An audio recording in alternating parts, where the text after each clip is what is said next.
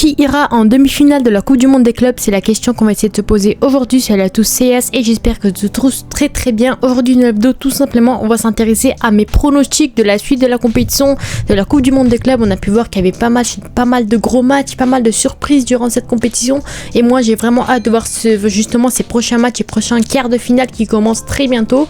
Donc, quand on voit ici, selon ActuFoot, le premier match des quarts de finale opposera ce vendredi à 21h Fluminense à El Hilal, samedi à 3h du matin Palmeiras Chelsea, samedi 18h PSG Bayern, le gros duel de ces matchs là, et enfin à 22h Real Madrid Dortmund. Donc on voit que la Coupe du Monde de club va vraiment très vite.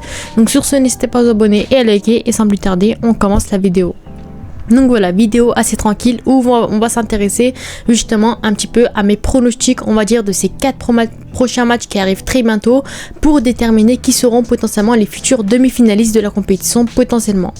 Donc on commence déjà avec le premier match qui opposera Palmeiras à Chelsea. Donc l'équipe de Palmeiras, on sait qu'ils ont fait quand même une compétition assez particulière, mais juste avant je voulais juste vous montrer voilà le site de la FIFA qui explique un petit peu, voilà, qui présente un peu toutes les équipes de la compétition, et pour moi ça c'est vraiment un point intéressant.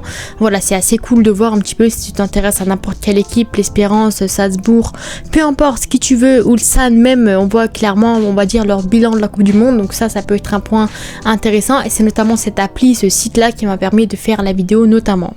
Donc voilà, Palmeiras Chelsea, on sait que Palmeiras, voilà, ils vont jouer à 3h du matin samedi il me semble. Donc ce sera le premier match. Donc Palmeiras, ils ont quand même galéré durant la compétition, hein. Donc on voit qu'ils sont tombés dans une poule pas très difficile. Donc premier match, voilà, phase de poule, ils ont fait une seule victoire pour 2 matchs nuls.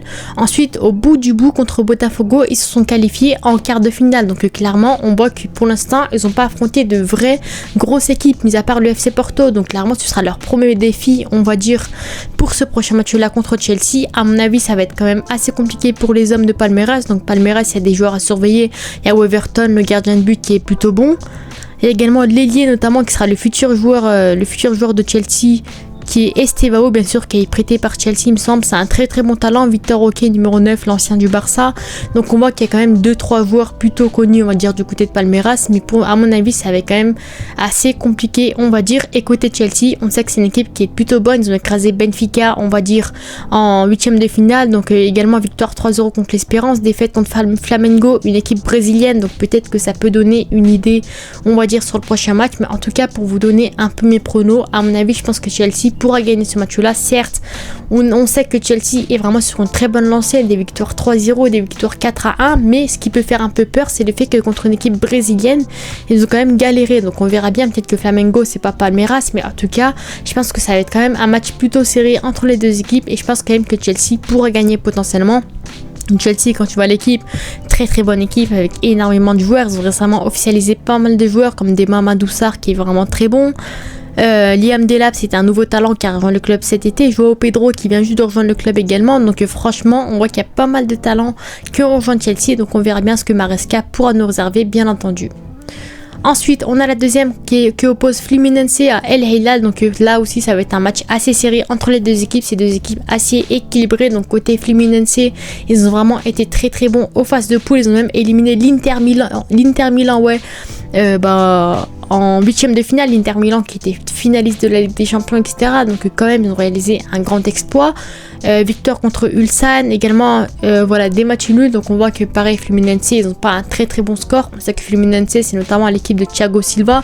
Donc il n'y a pas énormément de joueurs très connus là-bas, mais s'il y a vraiment un joueur à retenir, c'est surtout Thiago Silva. Donc moi, il faudra bien sûr faire très attention. Il a 40 ans certes, mais c'est un joueur qui est toujours en grande forme à l'heure actuelle avec son club. Donc clairement, pour moi, ça reste quand même une équipe qui veut faire mal. Et El Hilal, clairement l'équipe de la compétition, pour moi, c'est une très bonne équipe qui crée des sensations. Ils ont éliminé Manchester City 4-3, Manchester City de Pep Guardiola, avec de très bons joueurs qui étaient vraiment sur une très bonne lancée dans cette Coupe du Monde. Donc clairement, El Hilal a choqué tout le monde, a vraiment une très belle équipe avec pas mal de joueurs très intéressants. En phase de poule également, ils étaient plutôt bons. Donc clairement, le match contre Fluminense, pour moi, va être quand même très serré. Donc quand tu vois l'équipe du El Hilal qui a Kalidou Koulibaly, qui a marqué le but de la victoire contre Manchester City, qui reste quand même un très bon joueur, Joao Cancelo, voilà, très bon joueur également. On a également d'autres joueurs comme Renan Lodge également, Ruben Neves. Donc il y a pas mal de joueurs européens, notamment des Milinkovic Savic. des El Daoussaoui qui est plutôt très très bon, des Yacine Bounou dans les cages, des Malcolm. Donc clairement on voit que El Hilal ça reste quand même une très très belle équipe. Faudra faire vraiment très attention à Yacine Bounou, gardien de but marocain qui a vraiment fait un énorme match contre Manchester City. Donc clairement pour moi ce sera bien sûr à surveiller potentiellement. J'ai hâte de voir ce match là, très grand match qui pour moi sera très serré entre les deux équipes. À mon avis ceux qui iront en demi-finale c'est bien sûr El Hilal qui pour moi peut largement continuer ainsi dans sa bonne lancée et pourquoi pas ensuite aller en demi-finale contre Chelsea potentiellement. Enfin, on passe au gros duel entre le PSG et le Bayern. Là, franchement, ce sera le gros match que tout le monde attend durant ces phases de poule. Donc, côté Bayern, ils ont éliminé Flamengo 4-2. Donc, c'était quand même assez compliqué. Mais ils ont quand même marqué pas mal de buts. Avec, bien sûr, voilà, une défaite contre le Benfica en phase de poule. Une victoire de justesse contre Boca Juniors 2-1. Et enfin, une victoire 10-0 contre Auckland. Donc, on voit qu'en vrai de vrai, les matchs qu'ils ont pu faire, ça détermine pas vraiment. Parce que Auckland, c'est une équipe qui n'est même pas professionnelle. Boca Juniors, ça reste une très belle équipe, mais on voit qu'ils ont quand même galéré. Benfica, ils ont perdu. Flamengo, ils ont encaissé pas mal de buts. Donc clairement, on voit que le Bayern, durant cette compétition, ils sont pas en énorme forme non plus. Donc quand tu vois un peu qui a marqué, on va dire, contre Flamengo, on voit qu'il y a Harry Kane, il y a Goretzka qui a marqué également. Donc clairement, on voit que tous les joueurs y participent également.